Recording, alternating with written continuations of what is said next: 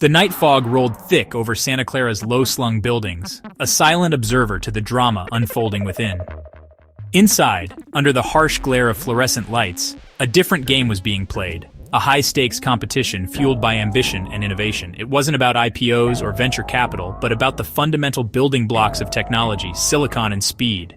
This was Nvidia's world, a place where dreams were coded into reality. It was built on the dreams of gamers, those who sought immersive experiences and unparalleled visual fidelity.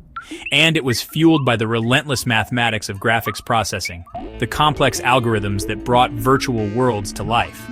The stakes were high, but few realized just how high the potential rewards and the devastating consequences of failure could be.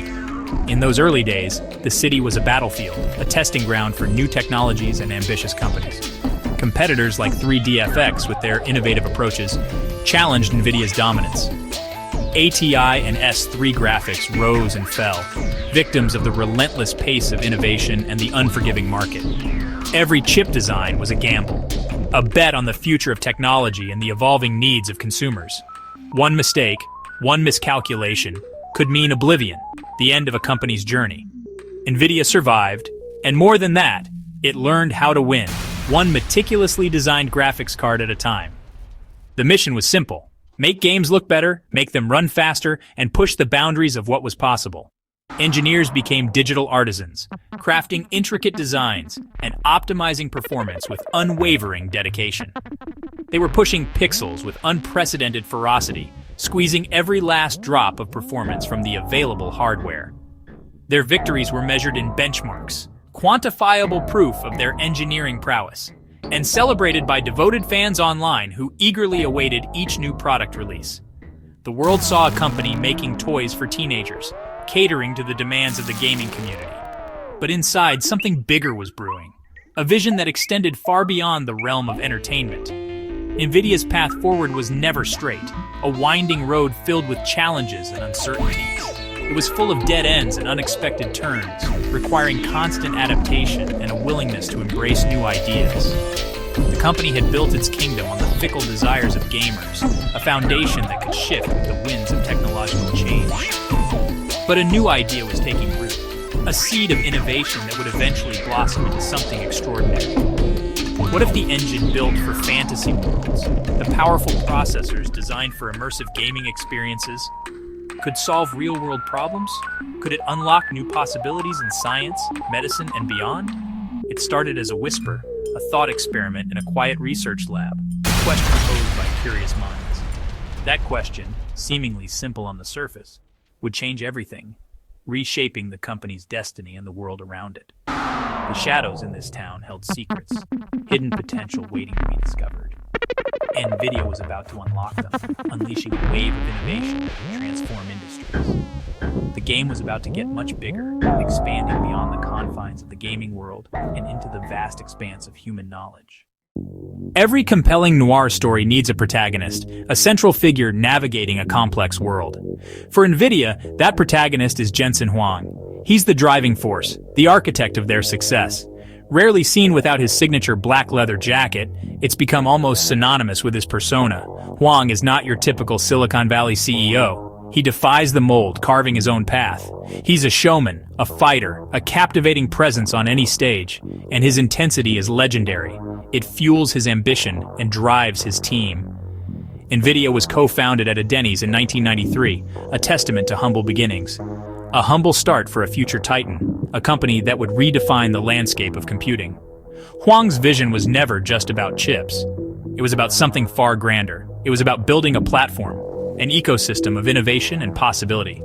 He pushed his teams hard, demanding excellence at every turn, demanding perfection, knowing that even the smallest detail mattered. Because in their world, a single flaw could cost billions, a risk they couldn't afford. Yet, he inspired fierce loyalty, a testament to his leadership. Admired for his technical brilliance and clear direction, he guided them towards ambitious goals. He is Nvidia, the embodiment of its spirit. Ambitious, aggressive, always pushing the boundaries of what's possible. Relentlessly focused, never losing sight of the ultimate objective. In the late 90s, a chip flaw nearly doomed the company, a crisis that tested their resolve. Huang owned up, promised a fix, and took the hit, demonstrating true leadership. That move built trust in a town where trust is rare, a valuable currency in Silicon Valley. The experience hardened him, forging him into a more resilient leader. Survival required not just technical skill, a deep understanding of the technology, but street-smart cunning, the ability to navigate the complex world of business. Huang learned to anticipate threats and opportunities, staying one step ahead of the competition, making foresight his greatest weapon, allowing him to see what others missed. While others saw gaming hardware, a niche market, Huang saw the raw power of GPUs for more, a potential that extended far beyond gaming. He realized these chips could simulate weather, unlocking new possibilities in scientific research, discover drugs, accelerating the pace of medical breakthroughs, or power financial models, revolutionizing the world of finance. He was selling shovels in a gold rush no one else had noticed, positioning Nvidia for unprecedented growth. The leather jacket became his armor for the battles ahead, a symbol of his unwavering resolve. Nvidia's culture became a reflection of Huang, his values and his vision. Bold, innovative, constantly pushing the limits of what's achievable, and always ready for the next fight, embracing challenges as opportunities for growth. The company's future would be shaped by his vision, a future he was determined to create, and the world was about to catch up, recognizing the transformative power of Nvidia's technology. The pivot wasn't sudden. It was a slow, deliberate turn, almost imperceptible at first. A calculated shift in strategy, a change in direction that would redefine the company's future. In 2006, Nvidia released CUDA, a move that at the time seemed like a niche product for a specific market. Compute Unified Device Architecture. It sounded technical, and perhaps even a little dry, but it was revolutionary, a fundamental shift in how GPUs could be used. CUDA was the key, unlocking the GPU for general-purpose computing, opening up possibilities that no one had quite grasped yet. Scientists could now program Nvidia's chips directly, harnessing their immense parallel processing power for tasks far beyond rendering graphics, bypassing old limitations and opening up new avenues of research and discovery. Suddenly, the game wasn't just about frame rates and visual fidelity, but about raw computational power, the ability to tackle complex problems that were previously out of reach. Engineers who once made dragons look real, crafting immersive gaming experiences, were now talking to astrophysicists and biochemists, collaborating on projects that could change the world. It was a gamble, a bold move into uncharted territory. The high-performance computing market was tiny compared to the behemoth that was the gaming industry. But university labs, hungry for power and desperate for affordable solutions, discovered gaming GPUs, with their parallel architecture, could rival supercomputers at a fraction of the cost. GPU computing was born not in a boardroom, but in the trenches of scientific research. And a generation of scientists eager to push the boundaries of what was possible learned to program on Nvidia's platform. Nvidia wasn't just selling hardware, it was selling a vision. It was building an ecosystem, a community of developers and researchers who would drive innovation for years to come. Competitors, laser-focused on the immediate returns of the gaming market, missed the long game, the potential of a market that was still in its infancy. Jensen Huang was planning an orchard, investing in the future, while others fought over apples, chasing short-term gains and neglecting the bigger picture. The pivot to AI wasn't abandoning gaming. It was a strategic evolution. It was leveraging it, building upon the foundation of gaming technology to create something far more powerful. Profits from GeForce cards, the bread and butter of Nvidia's business, funded R&D for data center chips, the engines that would power the AI revolution. One business fed the other, creating a virtuous cycle of growth and innovation, creating a cycle of innovation that would propel Nvidia to the forefront of the AI revolution. Nvidia's bet on CUDA and AI, a gamble that many considered foolish at the time, began to pay off handsomely. The company was no longer just a gaming brand. It was something much bigger. It was becoming the backbone of a new era in computing, the foundation upon which the future would be built.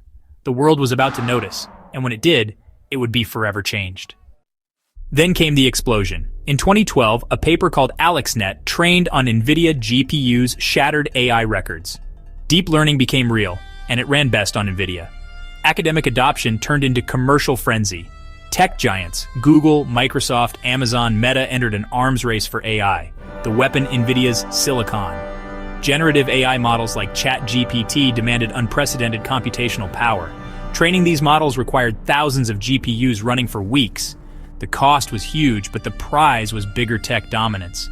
Demand for Nvidia's data center chips soared from high to existential. Nvidia's valuation skyrocketed past $100 billion, then $1 trillion, then more. Wall Street, once skeptical, now saw Nvidia as the linchpin of the AI era. Jensen Huang became the kingmaker, controlling the world's computational power. Nvidia was no longer just selling graphics cards, it was selling intelligence itself. The stakes had never been higher. The world was watching every move, and for now, Nvidia was winning big. Behind the soaring stock price, a silent war raged for semiconductor wafers. Nvidia designs chips but relies on foundries like TSMC to build them. TSMC is the choke point of global tech. Everyone wants its most advanced capacity. Navigating this supply chain is a dark art involving billion-dollar deals and strategic foresight. Jensen Huang mastered this game, locking in TSMC capacity with aggressive long-term orders. It was risky. If demand dropped, Nvidia would be left with billions in unused wafers. But if demand surged, Nvidia alone could deliver. The COVID-19 pandemic created a global chip shortage. Companies that hadn't planned ahead were stranded. Nvidia, thanks to its foresight, secured its place in line. Control the supply, control the market. This mastery of logistics became a hidden competitive edge.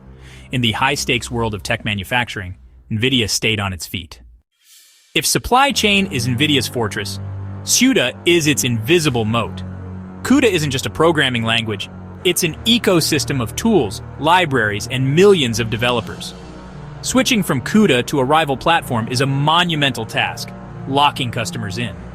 The more people use CUDA, the more valuable it becomes. A self-perpetuating cycle. Nvidia nurtures this ecosystem, investing in tools, conferences, and free SDKs. The goal: make CUDA the default language of accelerated computing. A faster chip is useless without a robust software ecosystem. CUDA is the road, the map, and the infrastructure. And for now, all roads lead to Nvidia. Every champion needs a rival. For Nvidia, it's AMD. Long the underdog, AMD has staged a comeback, challenging Intel in CPUs and Nvidia in GPUs. Now AMD is targeting the AI data center. Its Achilles heel? Software. AMD's ROCm platform lags behind CUDA in maturity and support. But Nvidia's high prices have customers searching for alternatives. Major cloud providers are investing in ROCm, desperate for a second source. The battle is now about ecosystems, not just hardware. AMD is pouring resources into ROCm, trying to build a developer community. It's a long, uphill fight, building a city to rival a metropolis.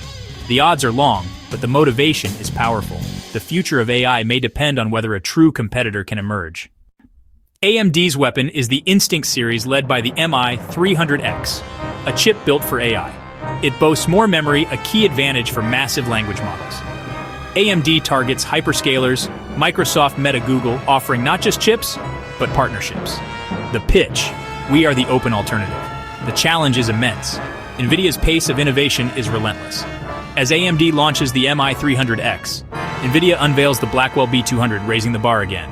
The Instinct Gambit is AMD's biggest bet yet. Success could reshape the industry, failure would cement Nvidia's dominance. The chips are on the table. The game plays out in the world's data centers. Nvidia, born in a Denny's booth, now sits atop a $3 trillion empire. It has outmaneuvered every rival, controlling the key resource of the 21st century. But is this dominance sustainable? History is full of fallen tech giants. IBM, Cisco, Intel. Is Nvidia's moat truly impassable, or just a taller castle awaiting a new siege? Threats are circling. AMD, custom chips from tech giants, geopolitical risks, and the specter of an AI bubble. The future is unwritten. Nvidia is the central character in the tech story of our era, but in Silicon Valley, the only certainty is change. The next move is always waiting. And as the city lights flicker on, the trillion-dollar question remains: who will be standing when the fog clears?